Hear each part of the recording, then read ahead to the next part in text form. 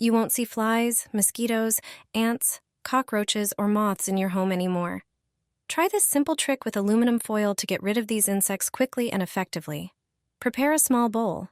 First, you'll need instant coffee. Put 2 tablespoons of instant coffee into the bowl. Coffee repels many pests, but is especially good at keeping mosquitoes away. Next, prepare some hot pepper. Add 1 tablespoon of pepper to the coffee. Its scent will deter moths and ants. You'll also need bay leaves.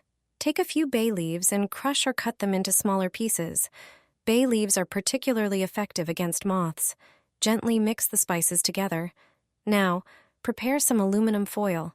Tear or cut a piece and divide it into smaller sections like I show in the video. We need pieces about this size.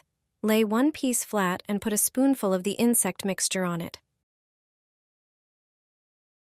Fold the foil as I do.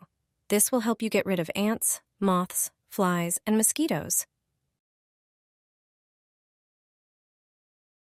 Once you have your little packet, poke a few holes in it with a toothpick. Place these spice-filled foil packets in various spots around your home. The smell of the spices will keep ants, moths, flies, and cockroaches away.